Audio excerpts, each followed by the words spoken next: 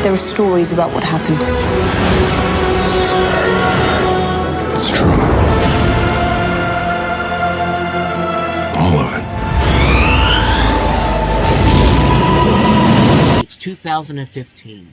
Star Wars The Force Awakens is just a couple of months away from finally being released. You know, it's been 3 years since Disney purchased Lucasfilm for over $4 billion. Everyone had been waiting to see what this new Star Wars universe under Disney was going to look like. You know, they had success with Marvel buying them a couple years prior to the picking up Lucasfilm. So everyone was really excited to see what what Star Wars under Disney was going to look like. And The Force Awakens proved that they were in some good hands. I mean, The Force Awakens went on to become a massive hit at the box office. It was a critical success. Grossed over $2 billion at the box office alone. So the half the money that Disney had spent to get Lucasfilm in the first place was already right there in the first film, taken from the first Star Wars film in general. And then following that, Rogue One came out, and it was also a big success is when it came out. Not quite to the success levels of something like The Force Awakens, but you still made a ton of money. An additional $1 billion at the box office, and then The Last Jedi came out, and it was a box office success too, making $1.3 billion. So with those three films alone, Disney had already gotten back what they had spent to get Lucasfilm in the first place. And it's now almost 10 years later, and everyone has been it's been kind of interesting to see how everyone has taken to Star Wars under Disney. A lot of people have a lot of problems with it. A lot of people have been mostly okay with it. I mean, there has been a lot of good stuff to come from it. And a lot of people just want to, bitch and moan about it because that's just the thing that it became the norm to do, unfortunately. And I hate to be the one to tell those people, but I have to be one has to be to tell these people, Star Wars has been better under Disney. I think that it's time that we finally have that conversation, and we look back to see how it all began with how Star Wars has been treated under Disney. And you really have to go back to The Force Awakens. I mean, yeah, Star Wars was not what it used to be at that point. The original trilogy holds in a lot of people's hearts as one of the definitive trilogies of our generation. The prequels are often seen as the trilogy that almost destroyed Star Wars, with the one exception of the third movie. But even then, they almost screwed that up with the ending of that film. And, it's amazing how in the years since, everyone was like, what the hell was Phantom Menace about? There's all of a sudden been this retcon, and everyone's just like, no, Phantom Menace was always great. What are you talking about? It's just like, no, dude. Like, don't even get me started with that. I mean, we talked about how the Phantom Menace, everyone was overhyping it to the point where it's when the movie came out, there's a video online where people come out praising the movie like crazy, and it's just ridiculous. And the last person on this particular clip package they have here perfectly sums up how most people felt a couple years after Phantom Menace came out. This is a huge deal for me. I was sick from school today. I want to be the guy coming out of the theater. It was great! That's who I want to be. I thought there was going to be people here already, and it turned out there wasn't being. I was like, wow, I'm the first one.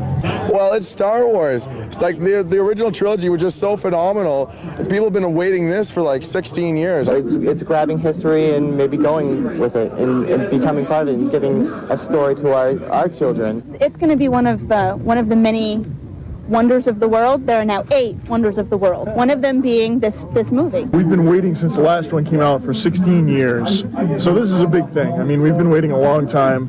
It's time to get back into it. It's the event of the whole thing. I've been waiting 15 years since Return of the Jedi came out to see the prequel. There's no way it's going to be a disappointment. Are there any of you that think this is going to be a lousy movie? I feel like, I don't know, like it's exciting. I'm going to be going to the first show of like Phantom Menace, and I don't know, that's all I can say. Thanks. 10 loved it, 7 liked it or thought it was okay, and 2 are no longer Star Wars fans. Fantastic. Go see it as quick as you can. It was better than all. I think the lightsaber battles were the greatest. It was good, dude. It was really good. So worth it. So worth it. They're gonna love it. They're gonna go nuts. It was amazing. I couldn't get enough of it. I want to see it again already. It was amazing. It was everything I thought it was going to be and more. Non-stop. Non-stop. Non-stop. I can't wait to see it in 3 hours. I'll be lining up straight in the line again. A lot of action, a lot of noise. It was cool. I thought it was fantastic. Yeah, it was really good, must say. I think it's going to be the hugest thing. The hugest thing. It was intense. It was incredible. I loved it. It was awesome. We got tickets for the 9 a.m. show. We're going to stick around and see it again. I thought it was better than Return of the Jedi, personally, so did a good job. I like the special effects. I thought Lucas did a really good job. I think that little Anakin Skywalker, and everyone's going to say it, stole that movie. Thumbs up or thumbs down? God, I'd put my feet up if I could. It's fantastic. Good special effects, good story. Lives up to the originals. A very good movie. I believe the kids are going to love it. It is worth every minute of it. We've waited 16 years for this moment. An unbiased opinion, how was the film? I'd give it a definite thumbs up. It was like new because all the guys were new and you didn't really know how everything fit together before. So intense. I mean, my heart was beating. It's still beating now. And I just screamed, literally. What do you think, Cole? With the white? Yeah. And who's your favorite? Darth Maul. Pandemonium. Everybody was out there just screaming, yelling. When Lucasfilm logo came up and 20th Century Fox came up, that was the best. I like Darth Vader. Oh, okay. He's a little kid. Do you want to marry him? What? You want to marry him? You don't want to marry him? It'll be a great movie 20 years from now. It'll be part of 6 great movies.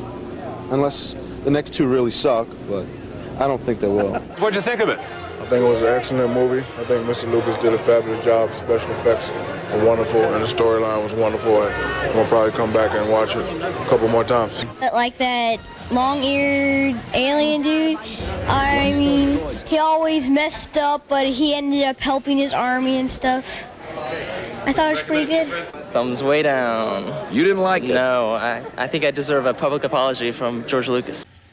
So the general consensus overall with The Force Awakens was that it was a really good movie. It had notable flaws to it. I mean, I have notable flaws to it as well, even though I really like the film a lot. I can find things about the film that weren't all that great, specifically a couple factors.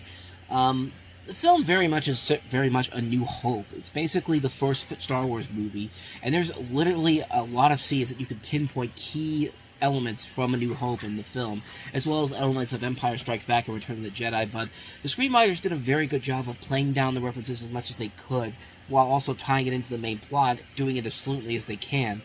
There's also a couple characters that really get underused and underdeveloped in this movie, specifically Lupita Nyong'o in this particular movie, but the one that I think really gets screwed over, not just in this film, but in all the sequel films, is Gwendolyn Christie playing Captain Phasma. I mean, a cool-looking character, a great actress from Game of Thrones to play her. She hardly does anything in those movies, and when she does something, it's too little too late. It's just like, what's the point of even having her in there? She's not going to contribute anything to the storyline. And the last big problem I have with The Force Awakens is that it kind of involves a spoiler with the film that happens at the end of the movie, where you have Han Solo getting killed by his son, Kylo Ren.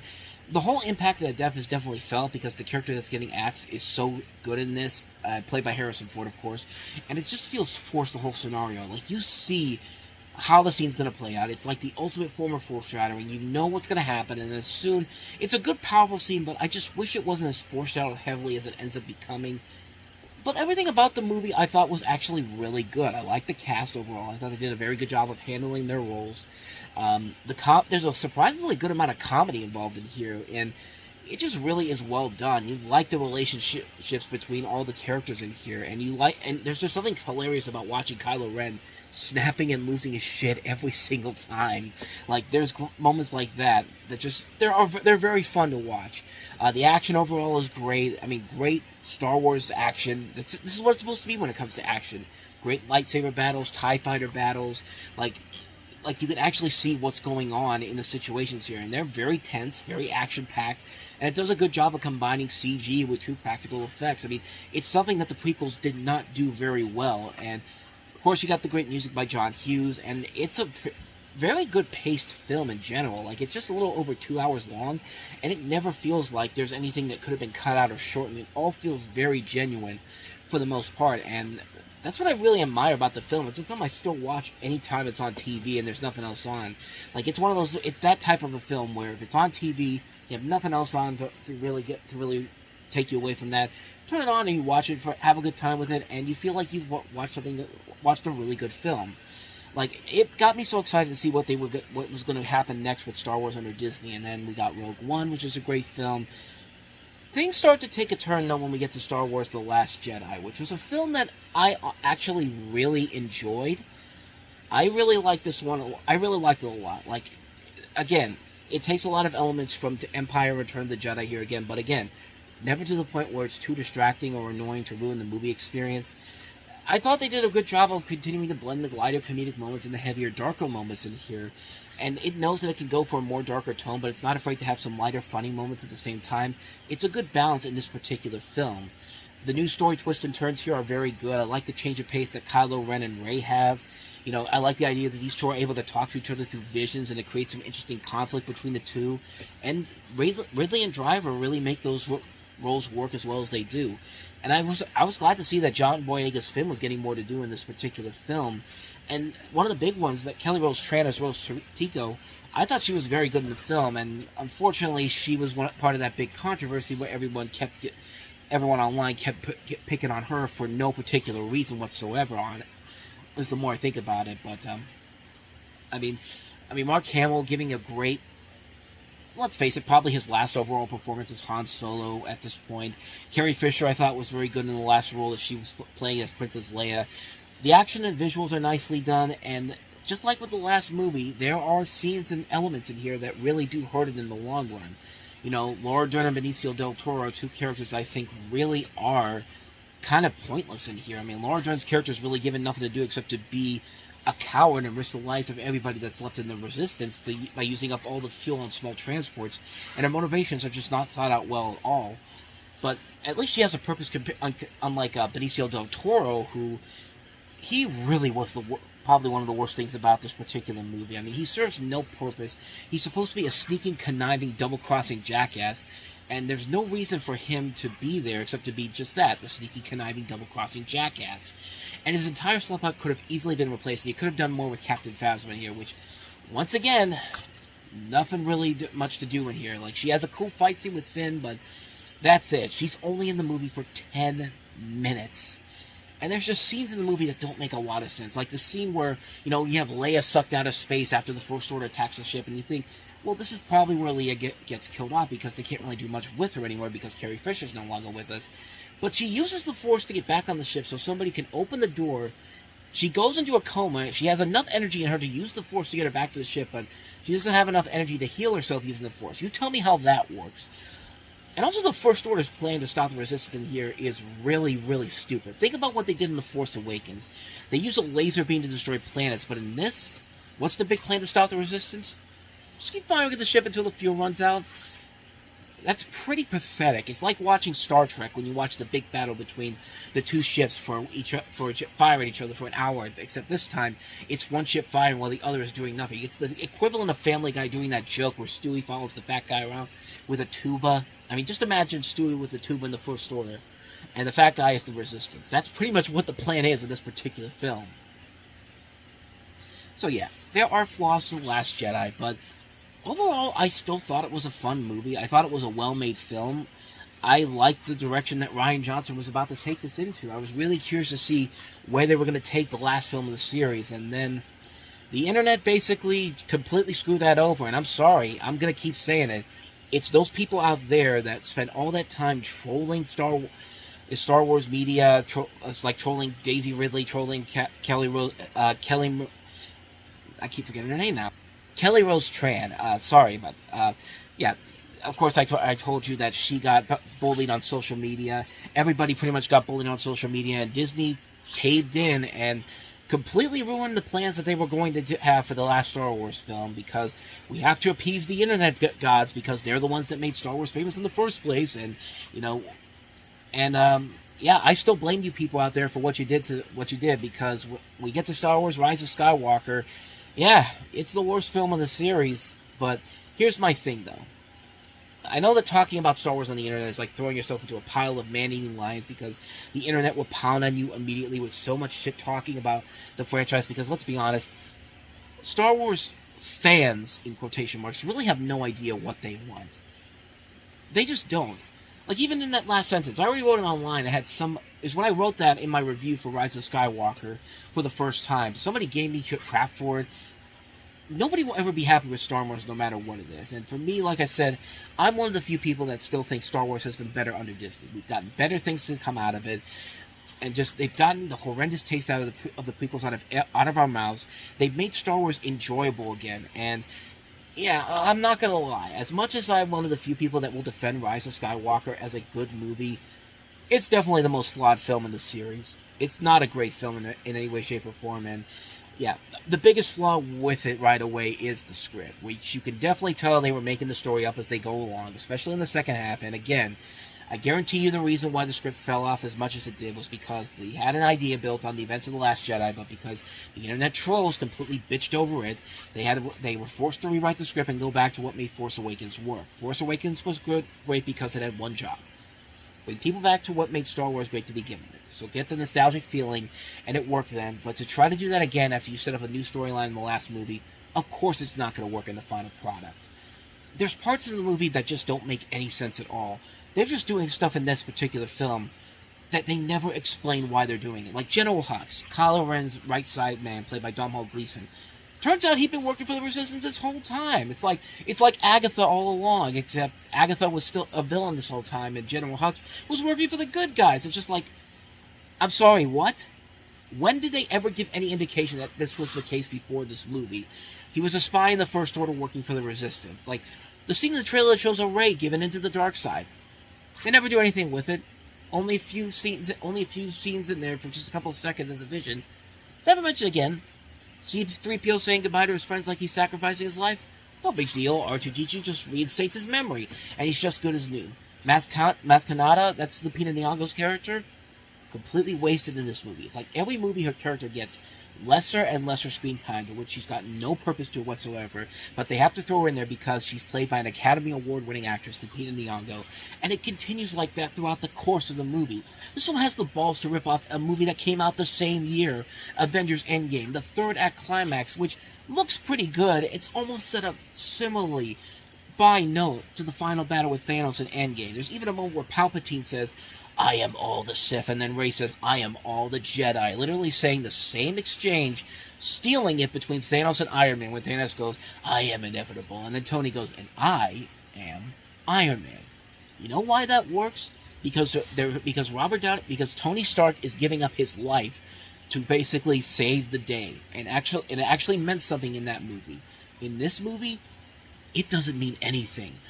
I mean, you didn't think anybody would notice that, Disney? I cannot believe they greenlit that line thinking that nobody was going to put two and two together, and I expected better from them at that point. And yeah, everyone wants to put the blame on J.J. Abrams, but you know what? Put some blame on the other writer, the same asshat that gave us this generation's Phantom Menace, which was Batman v Superman: Dawn of Justice. Chris Terrio. Yeah, he wrote part of the script, and it wouldn't surprise me at all if those parts that made no sense, he wrote. It's the worst part about that movie. For a film that's supposed to be the end of the Skywalker saga, the third film in the trilogy, it cannot be this lazy. And like I said, there's stuff about it that I do like. I do like the visuals and action. I do like that the cast is still very good. I think it is a very flawed film, but I can understand why people would not like this movie, but it's just a movie that was clearly screwed over by the internet trolls who came in and basically forced Disney to completely abandon all their plans that they had for those movies. And what could have started off as something really great ends on a whimper. It's kind of like how the prequels started. Started off on a whimper, then all of a sudden they rose back up. It's basically the opposite of what happened with the prequels. Like, it starts off slow, it starts off with a whimper, then with Revenge of the Sith, you get that hope that they're finally going to turn it around, and then they almost butcher it with that ending. The ending I'm talking about, where Darth Vader screams, "No!"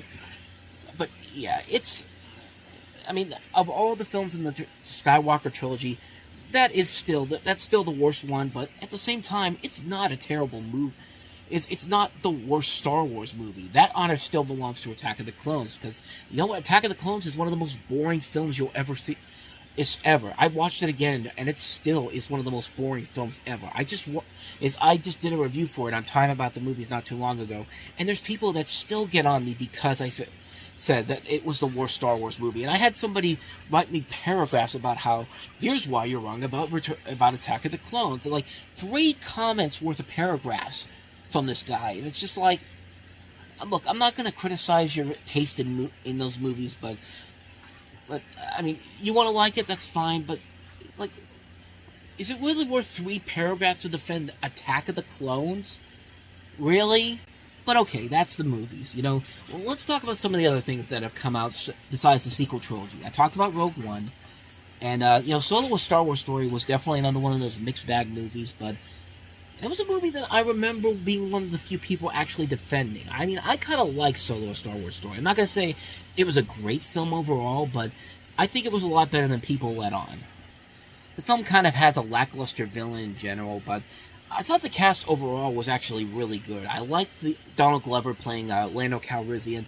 I liked Alden Ehrenreich playing Han Solo. I think he's a very underrated actor overall. I saw him in Hail Caesar a couple of years ago, and I just thought that he was so good in that movie. And he makes that character of Han Solo his own. The cast overall was very good for the most part, except for the villain, of course, like I said. And it was a film that, if Phil Lord and Chris Miller had a chance to really work with it, I really think they could have made something really good out of it. But Ron Howard directing it wasn't a bad choice overall, but I do like that there is a lot of elements to it that I thought was very good. I mean, I don't think it's a bad movie overall. It continued to keep what Disney had been doing for Star Wars. Keep it simple, keep it fun, and that's what happens here. It was good summer escapism entertainment, and it was definitely the weaker of the Disney Star Wars films up until we got to Rise of Skywalker, but I thought it was a good film. As far as everything else that they've done since then, the live-action shows, I mean, I think everyone can agree that The Mandalorian has been the overall best thing to come out of these Disney Plus Star Wars shows, and it's hard not to see why. Pedro Pascal has done such a fantastic job of making the character of the Mandalorian his own. I mean, him and also the of course Baby Yoda, Grogu. I mean, they're just great characters that you really want to get attached to, and the show has done a very good job of holding it together, even though the last season was not the best overall, but it was still a fun season overall. I'd say it was still an enjoyable series in general. Probably the worst thing that they've done in terms of like Star Wars under Disney, I would probably say, is the Book of Boba Fett, which was a show that had a lot of potential to it. You know, Tamara Morrison playing Boba Fett seemed like a great choice in general, and I think I did a pretty good job for the most part. The biggest problem I think the show had mostly was in the scripts in general. I mean, it doesn't really deliver the promises that this character could really have in a really good series. Like, it's got good production value, and again, Morrison's performance really carries the load. Unfortunately, everything else about the show is just kind of mediocre. There are times when there are promising aspects to it, but it was just never enough to really carry the series enough for me to say that it actually is worth the watch a second time around. The Obi-Wan Kenobi miniseries I thought was actually pretty good. I liked seeing Ewan McGregor returning into that role, and it was cool seeing Hayden Christensen coming back as Darth Vader and actually making that kind of badass at the end. I thought that was really well done. I thought that was a very solid show. Had a little bit of had some flaws here and there, but overall, it was an enjoyable show overall.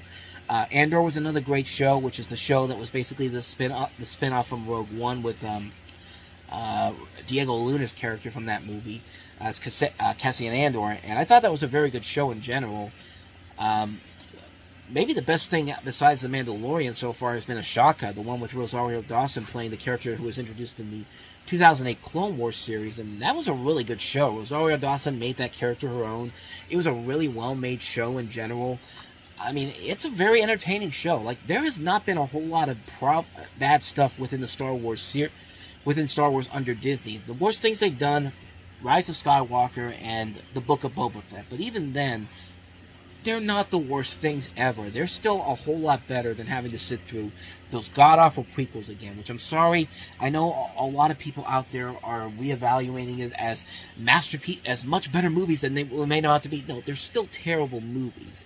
Like, I'm sorry, you want to look at it through a nostalgic perspective, that's fine, but if you're going to sit there and try to convince me that The Phantom Menace is now a good movie after everything that's been said over the last 25 years, no, I'm not going to do that. I still think Attack of the Clones is the worst thing that Star Wars has ever produced. And, you know, the holiday and I'm talking about the holiday special as one of those guilty pleasures, so bad it's good type of things. The holiday special's bad, but it's bad in a so bad it's good kind of way. But the overall worst thing in general that could still come out of Star Wars is still Attack of the Clones. I'm sorry. I don't care what anybody says. That is still the worst thing to come out of Star Wars is Attack of the Clones. I'm sorry to tell people out there that still don't want to believe it, but Star Wars has been better off under Disney. I would rather them continue to go down this path, and they're fixing some of the problems that they're having when Kathleen Kennedy was there. Dave Filoni's going to take over Star Wars from this point forward, and considering that he's done a lot of stuff since the Clone Wars series, I think the Star Wars series is in very much good hands right now, and I'm really excited to see where they go from here. I'm really excited to see where Star Wars continues to go under Disney. I mean, the next thing they've got in terms of movies, we're going to get a Mandalorian and Grogu spin-off film with Jon Favreau directing it and writing it. I'm really excited to see where that goes. I want to see this Dave Filoni Star Wars film that he's got working on. I want to see the James Mangold film they're working on. I want to see the Taika Waititi film they're working on. I want to see the Lando spin-off. I want to see, the Sean Levy one and the Rian Johnson ones that they're still working on. I really want to see where they go from here with with everything that they're doing. Like, I want to see. Let's see how far we can go with these Star Wars series in general. Let's see where we can go here. Like, I'm glad to see that they're finally moving forward with more ideas and creative things to do with Star Wars without having George Lucas being all over it. Like, let's see what these new ideas are. Like, some of them may not turn out to be great, but then some might turn out to be really good. Who knows? I mean, there's a lot of fun things that can be done with Star Wars under Disney, and I, for one, am really looking forward to see where it goes from this point forward. We've already seen a lot of creative things come out of them. Some great Lego Star Wars specials. We got that great Star Wars short by Studio Ghibli a couple years ago that was really well done. Just a lot of things to be really excited about with Star Wars in particular, and I'm just really, really excited to see where it goes from this point forward. And I'll continue to say it till the day I die. Or at least until Star Wars actually does end up to be terrible under Disney. But Star Wars is better off under Disney. And whether you people out there want to hear it or not, it's the God-honest truth. And you're just too scared to admit it. But hopefully, as this continues going forward, hopefully you all start to realize that, yeah, maybe I was right all along. But with that said, thank you so much for watching and listening. If you want to see the last video I did talking about if DreamWorks Animation is in the midst of a second renaissance, go ahead and check out the video on the corner here. Hit the like and subscribe button and check out our playlist to see some of the other videos we tackled here. But thank you guys for watching and listening, and I'll see you guys next time.